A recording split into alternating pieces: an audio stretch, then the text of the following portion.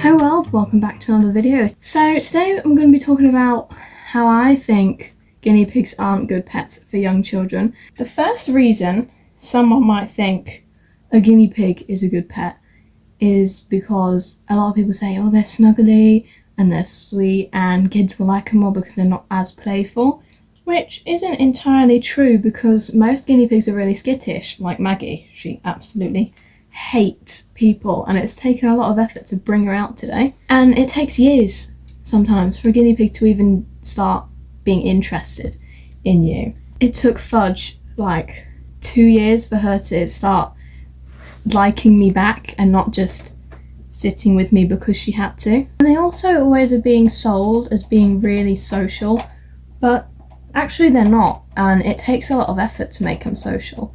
And every guinea pig has a different personality. Some might like being held, like Fudge, and some days Fudge will hate being held.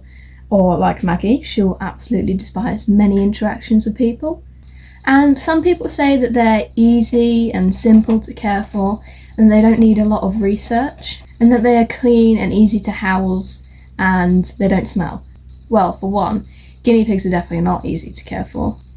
They're not the hardest animal, but like people don't really think about having to cut their nails, health checks. They can get hay mites and you'd have to go to the vet. And if you as a parent can't cut their nails, because I doubt a child can cut a guinea pig's nails, are you gonna pay for a vet to do that for you? Do you have the money to have a vet that will cut their nails for you? On top of that, guinea pigs are super messy. Loads of people say that because they clean themselves all the time, they are clean. The animal is clean, their living situation is not. They poop over 100 times a day and they go to the toilet every 15 minutes. Either you have to spot clean them all the time or you do a big deep clean every week, and that's just going to keep getting messy. You have to pay for the bedding all the time and the hay and the straw. Is your child going to clean their cage? Is your child or you going to research and get the right sized cage for them anyway? And loads of people say that you can get one and your bond with them will be better. Well, first of all, guinea pigs are herd animals. They're extremely social. They need a cage mate unless there's some reason where they can't live with someone, like they've had surgery because the guinea pigs could eat the other guinea pig's stitches. They're really, really old and are grumpy and can't be housed with anyone, but it's kind of like end of life care. They need another cage mate to stop depression and loneliness. And this is really difficult to do, especially if you've got boys. I made a video on how to bond boys together, but it takes so much effort. And you've got to think, if you've got two, unfortunately one will pass first, you've got to get another one. Or are you prepared to rehome them? And again, like I said, this is not going to improve your bond with them because every guinea pig is different. Not all guinea pigs are going to be brave like that, and not all guinea pigs are going to want to sit with you, snuggle with you, or anything really. And many people don't think they're a big commitment because for a while, if you googled how long a guinea pig would live, it would say 3 years. But actually they can live 7 years, 6 to 7 years. Fudge is 6. And the standard for how long a guinea pig can live seems to have changed, but it is a massive commitment. Like I said, you need to keep getting guinea pigs when one passes, unless you rehome them and have the heart to do that, which you should do if you like animals enough.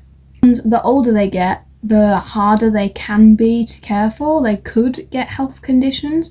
Their nails are going to need cutting more often because the older they get, the more curved they can get. So you're going to have to keep cutting them and reshaping them. Oh, but I can house them indoors so my kids can be around them. Well, guinea pigs are very sensitive to noise. So is your house quiet? Do you have a quiet place in your house? And children might not understand that. Oh, it's a guinea pig, we've got to be quiet around it. And you can't house them in a bedroom because they are very vocal. They can be very, very squeaky. They can disturb your child's sleep. I had Maggie and Flo in my bedroom for a little while when I first got them, while I was just bonding them to the other group of girls. And they were so loud. They can match your sleeping patterns, but they're an animal, so how can you confirm that every night they're going to sleep at the exact same time as you and be completely silent? You can't, because they're an animal. And speaking about school, if they live 7 years, what happens if your child then goes to college and moves away, and they can't take the animal with them. Are you going to look after them? Are you going to rehome it? Pets at Home told me they were a starter pet. In my opinion, no animal is a starter pet. But if there was one, it would most certainly not be a guinea pig, because they're big and loud and hairy and messy. They have dietary needs that need to be met, like hay every day, vegetables, vitamin C, pellets. They have social needs that need to be met. But not only that, they require a lot of research. Because guinea pigs are a popular pet, that also means sometimes the wrong people own them, and a lot of misinformation can be spread about them. There are things I'm still finding out about guinea pigs. Overall, if the adult is willing to do most of the work, like cleaning and feeding and not forgetting to do all these things, then no, a guinea pig is not good for young children. Teenagers, yes. But kids don't want more chores, especially young kids in primary school and stuff. And they will forget to clean them, maybe forget to feed them, unless you keep reminding them. Of course, not all children are going to be like this. But are you as an adult willing to do these little things that they might forget? And also, allergies is something that not many people think of. Maybe before you get the guinea pig, you should go wherever you're going to get them, hopefully a breeder, and have your child sit with the guinea pig for a while, just to see if they're allergic to it. Maybe you'll get guinea pigs and they end up being rehomed and left on the streets because they can't take care of them anymore. But yeah, those are the things that you need to start thinking about before you get guinea pigs. I hope this video kind of helped. If you can do all these things, guinea pigs are really, really good pets. It's just the little bits that I've been talking about that need to be thought about.